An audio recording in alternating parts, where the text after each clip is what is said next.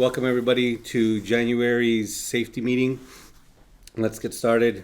Everybody settle in. Please make sure that you signed into the sign-on sheet to make sure that you guys are here and that you guys get paid.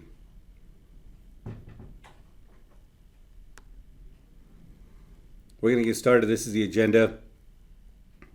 Customer service, accidents and claims, driver's training.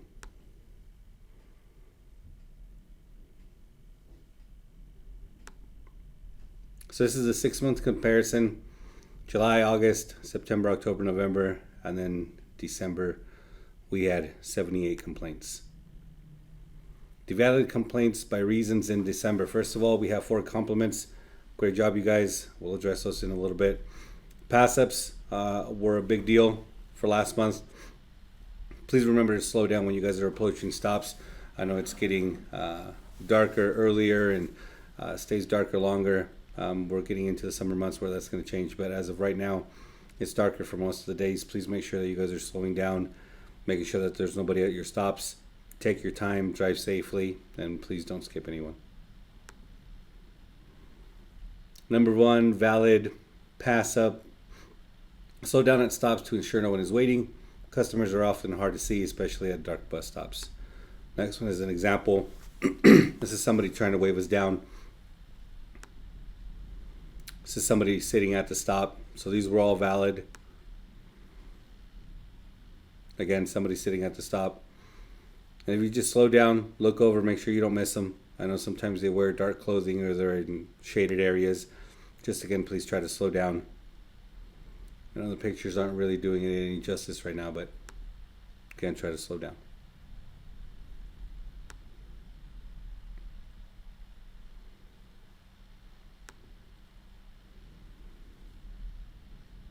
The purple are valids, whites are unknown, yellows are invalids, pass-ups, 9 invalids, 2 unknown, 6 valids, so on and so forth.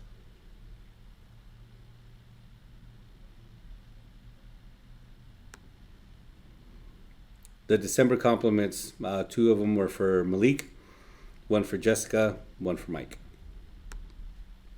This seems like a perfect moment to issue a safety announcement because I see near misses almost every day. It is only the attention of the bus drivers that prevents more accidents and deaths. Please let the drivers know that I appreciate their careful driving. This was a passenger from Jessica. The Route 7 that was outbound only came up to my stop and offered to give me a ride to Silver Lake Stead Boulevard, where there is more light and it's safer to wait for the ride. This is a very nice gesture and I'm very thankful for him looking out for me, a rider. This was a passenger for Malik.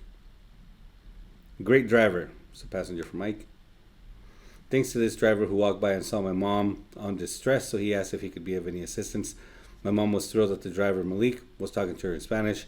After she explained the situation, the driver assured mom that everything would be fine and they would help her join her family in no time. So this was Malik's passenger as well. So 2023 Compliment Recognition and Appreciation Plan. All employees who receive a validated compliment will receive a pin of excellence for going above and beyond for a customer. This may be a customer service award pin, and your name would go into a monthly drawing for a chance of a $25 gift card. There's a couple of our holiday pictures.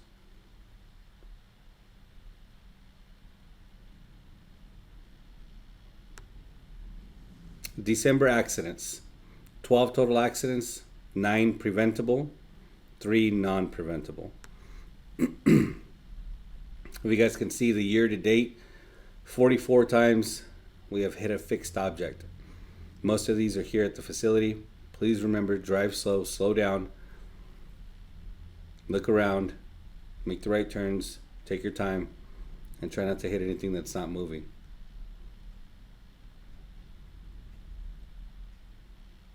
Again, these are all year to date. Year to date by location. 31 at the yard. That's huge. That's a really big number. Again, please slow down here at the yard. I know you guys are excited to go out or excited to come back in. Please slow down. Drive cams. Total number of events for the last 90 days. 1,394. Total number of events in the last 30 days, 410. Total number of events for the last 7 days, 60. Top 4, incomplete stops, failed to stop, rolling stop, near collisions. Top 5 drivers are 2 to 3 years of service and up to 50 events.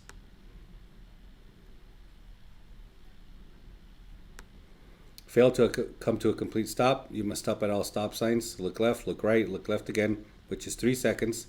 Look out of your door, and if you can see your bus is not moving, just because you push on the brakes and it feels like you have come to a complete stop does not actually mean that you have come to a complete stop. Again, something you could do is just go in, stop, spell STOP, and then proceed. So once again,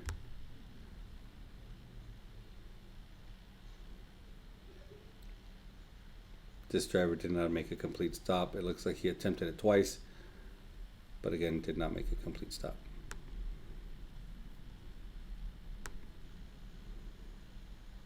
If you come across a stale green, please remember that if there are no cars there, it's probably about to turn red.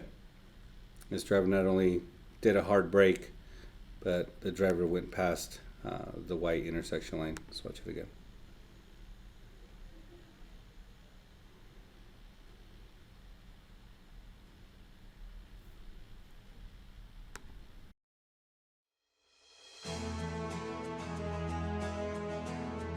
You never really think about it, but you may encounter chemicals every day, like when you fill your vehicle with gasoline or diesel, clean the bathroom, apply pesticides or insecticides, or use solvents or acids at work.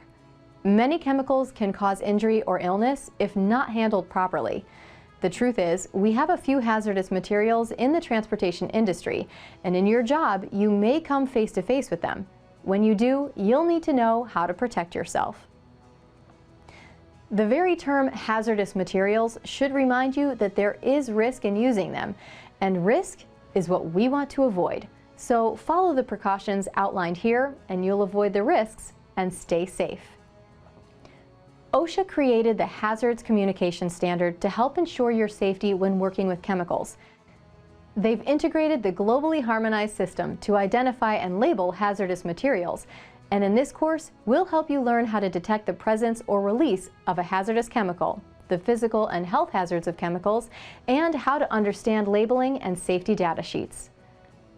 First, let's talk about whether a chemical poses a physical risk or a health risk. Physical hazards, sometimes called safety hazards, are things that can immediately injure you or damage the things around you. Things like combustible and flammable liquids, battery acid, compressed gases, and some cleaning agents. Health hazards occur when chemicals that affect or damage your health come into contact with your body. A health hazard could show up as a simple skin rash, or you could develop cancer, or anything in between. Health hazards can be acute, meaning you've had an immediate reaction, or they can be chronic, meaning the symptoms may slowly develop over time. Health hazards are usually harder to identify than physical hazards. For example, if something blows up, it's pretty hard to miss the explosion, but health hazards can hurt you without you knowing it because you don't always notice them as they happen. See how this cleaning product has a label on it? Hazardous materials need to be identified, and this is how they do it. Did you know that manufacturers are required by law to put warning labels on all hazardous products? A warning label must include the name and address of the manufacturer, the identity of the hazardous material or materials used in the product, the GHS signal word, either warning or danger, a pictogram identifying the hazard, and a precautionary statement. Some labels may also include a statement of hazards that could be encountered when handling or using the chemical, a brief description of what can be done to avoid the hazard. There are even labels that include instructions to follow in case of contact or exposure. However, most do not include that information. You see, labels are designed to give you a quick overview of the basic information you need to protect yourself. Also on the label is a pictogram that shows, at a glance, the type of hazard you're dealing with. There are 9 pictograms, but the one you'll most likely see is the open flame pictogram, which represents combustible hazards. Finally, every hazardous material comes with an SDS, which stands for Safety Data Sheet. The SDS provides more in-depth information about the chemical you're working with. Chemical manufacturers are required to provide detailed information about hazardous chemicals on the safety data sheet. Make sure you know where the SDS binder is kept in your facility. Always read over the SDS for a particular material before using it. If you have questions about any hazardous material you might be using, ask your supervisor. There are 16 sections on the SDS, and they cover everything from the material's ingredients to how to handle the material to what to do in case of exposure. The SDS will also contain information about exposure controls and the proper PPE to wear when handling the hazardous material. An important practice is the use of personal protective equipment, referred to as PPE. PPE can be anything from high-visibility vests to gloves to respirators. OSHA requires the use of PPE to reduce employee exposure to hazards when engineering and administrative controls aren't feasible or effective in reducing exposure to acceptable levels. Employers are required to determine if PPE should be used to protect their workers. But most importantly, just be careful. Remember, liquids can splash up into your face. Never smoke around any chemicals, whether you think they're flammable or not, and obviously not while refueling. Also, the first aid in case of an emergency from a contact exposure is this. For the eyes, flush with water for 15 minutes. On the skin, wash with soap and water. If you inhaled it, move to fresh air immediately. And if swallowed, get emergency medical assistance right away. If you have a chemical spill or just see a spill, most likely in the shop, first evacuate the area, then notify a supervisor or the emergency response team. If safe to do so, remove any ignition sources and stay away until the hazard has been addressed and the area has been deemed safe. Fortunately, you won't have to handle many chemicals or hazardous materials, but if you do, be sure to take the necessary precautions to ensure your safety as well as those around you. All right, housekeeping. Please be advised when you see a charger cable laying on the ground in the barn, do not run it over.